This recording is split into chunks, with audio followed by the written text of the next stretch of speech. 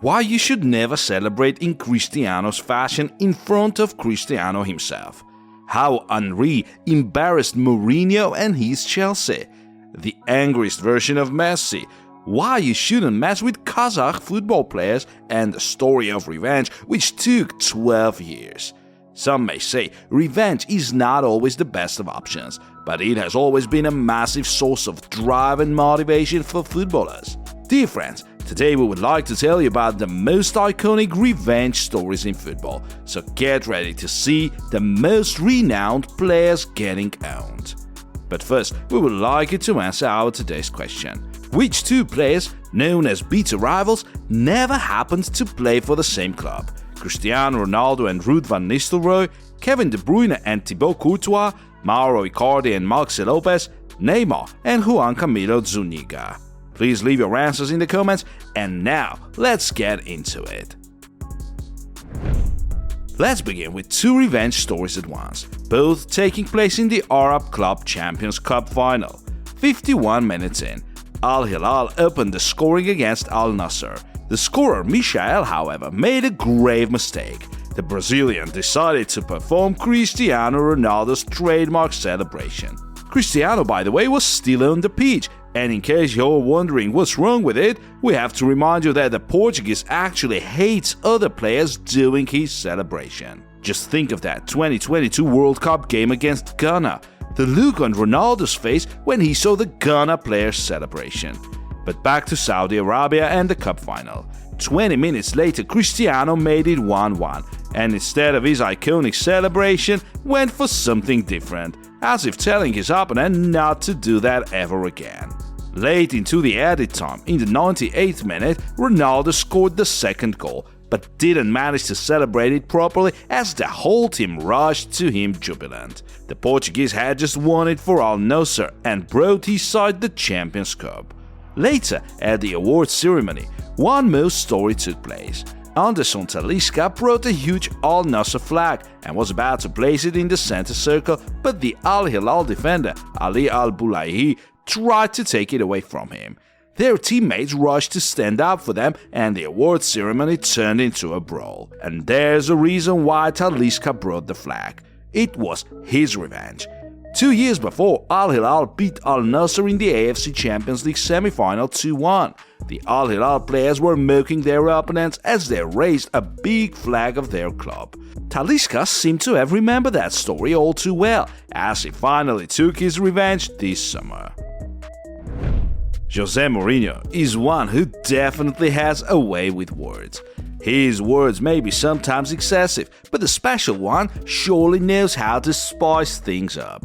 Back in 2004, Chelsea were to play Arsenal. Before the game, Mourinho was asked, "Are you afraid of Thierry Henry? He is the top scorer in the league."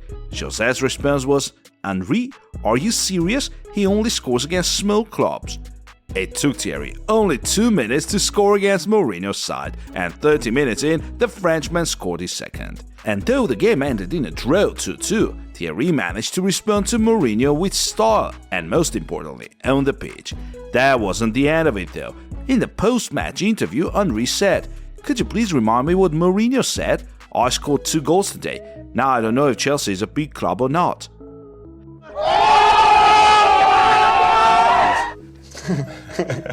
The big one. In April 2021, PSG was playing Bayern in the Champions League quarterfinal. There was a moment when Neymar fell down on the pitch and Joshua Kimmich seemed to say something to the Brazilian. After the game, there came the footage of Neymar's response to the German. What did you say? Your team is better? Bayern did look better at the moment as they only needed to score 1 more goal to advance. The final score, however, was 1-0, and PSG still made it into the semi-final due to the away goals rule. After the final whistle, there came more drama. Neymar and Paredes came up to Kimmich to celebrate their team going through. The German managed to keep his composure and not fail for that, but there's no doubt that these two intended to strike his nerve. It wasn't only that one time when he said something to Neymar. Kimmich was always in the spotlight that evening, arguing with the Parisians, which is why Neymar went for such an act of revenge and admitted that at the post-match interview. He just kept telling me his team was better. that they would be in the semis, said Neymar. The Netherlands-Argentina World Cup match ended up being by far the most heated game of the tournament. It all started with Louis van Gaal's words. It's not that difficult to come up with an answer as to how to stop Messi. Later, before the game, Louis got to know about Argentina switching to a 3 at the back formation. It's going to be tougher for Messi, he said. There's one less player in attack now. I find it encouraging. We all know what happened next. Messi celebrating his goal in front of Van Gaal. The Netherlands footballers trying to get under Leo's skin. However, they all follow Lautaro before the crucial penalty. All their efforts, however, went in vain. Argentina won the penalty shootout and went through. And after that game, Messi finally came up to Van Gaal to say his final word. "So how did it go? Have you stopped me? You'd better not talk this much," said Leo, with an unambiguous gesture. Then at the post-match interview, Messi kept on mocking the Netherlands head coach. Van Gaal says that they play good football, but what he did was put tall people and hit long balls. And then there came that very conversation with Weghorst. Later, having calmed down a bit, Leo spoke about his outburst. "I was too angry because of Van Gaal's disrespect coming from such an experienced coach. He disrespected the Argentina team. I always treat my opponent with respect, but I like it when my opponents respect me as well, and they didn't." That was probably the angriest version of Leo we have ever seen. But after all, nobody was pulling Van Gaal's tongue. Now to the Kazakhstan-Poland game. The Kazakh player Baurjan Islamkhan fell down on the pitch after a contact. The Polish defender Kamil Glik came up to him and tried to turn him over with his foot. Or was he trying to kick his opponent? We can't tell for sure. In the end, it all went down to a little brawl, and Kamil Glik was given a yellow card. A few minutes later, the same Baurjan Islamkhan was having an aerial duel with Glik. The Kazakh literally jumped at his opponent, which looked totally deliberate. Islamkhan was showed a yellow card, but it's not like he cared about it. He just took his revenge from the Poles' unsportsmanlike behavior. But the best revenge for Islamkhan was his side making a fantastic comeback. Kazakhstan managed to get 2 goals back in 7 minutes and make it 2-2. Having told you about Henry's cheeky response to Mourinho, we would like to let you know how Thierry himself once had to face the laws of karma. In 2005, Arsenal was playing Man United. The young Cristiano Ronaldo was still new to the Premier League and to the treatment he was getting from his opponent and teammates alike. That February evening, Cristiano had to feel the animosity of the whole Highbury Stadium. The Gunners fans were infuriated with the United rising star and his flashy playstyle. And it wasn't only the fans. Thierry Henry himself opposed Cristiano. The Portuguese wanted to make a quick throw-in, but the Arsenal striker didn't let him, as after quite a scene, he tapped Cristiano's head. No wonder the youngster felt lost and confused. Who would have stood up for him against the legend? But ultimately, Cristiano didn't need anyone's protection, as his actions spoke louder than words that evening. 54 minutes in, Ronaldo's goal made it 2-2 as the Portuguese celebrated it with a shushing gesture. Only 5 minutes later, there came another goal from Ronaldo, and the Red Devils were now ahead. 13 minutes later, Cristiano was subbed off, and just listen to the noise. The hatred towards the 20-year-old Portuguese. Some were even throwing things at him. Later in the game, United scored again and made it 4-2. However, it was Ronaldo's brace that was the turning point of the game and the beginning of the Red Devils' memorable comeback.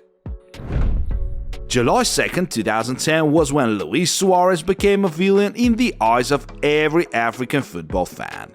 It was then when the Uruguayan's handball saved his side's goal in the 120th minute.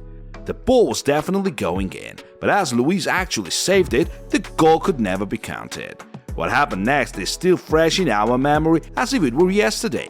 Red card for Suarez and the penalty for Ghana. Asamoah Gyan failed to keep his composure and missed it. The whistle was given and the game went down to a penalty shootout, which was won by Uruguay. Ghana had to wait for as long as 12 years to finally take revenge. In 2022, the two sides finally met again in a World Cup match.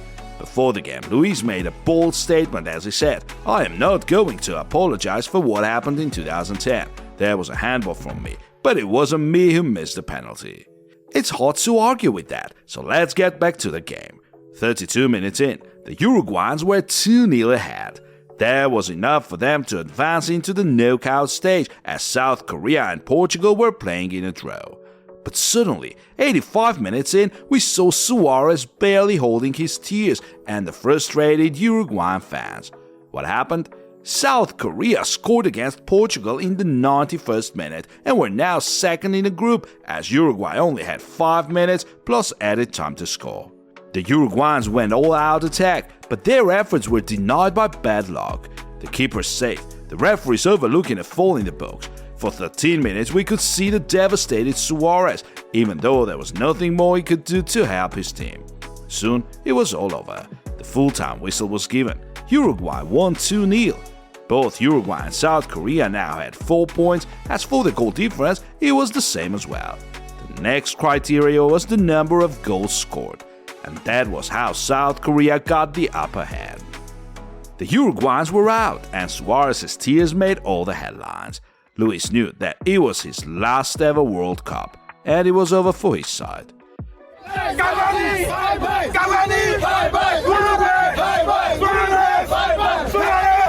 In the meantime, Ghana was celebrating. The fans were ecstatic despite their national team finishing fourth in the group. They didn't let Uruguay through, and that's what mattered the most. Even the footballers felt triumphant. Andre Ayew admitted he wasn't disappointed about the result at all, and so did the Ghana head coach. As he said, he was happy to get relegated along with Uruguay and now South Korea. Call it revenge or karma, but the Africans were absolutely delighted to go down alongside their arch-enemies, and that is what football is all about: the emotions.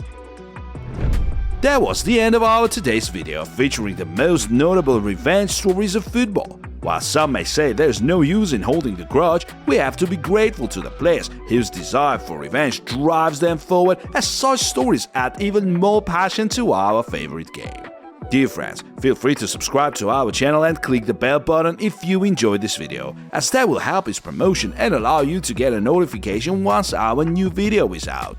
That's it for today, but there's a bunch of other videos we have on our channel, so don't hesitate to check them out.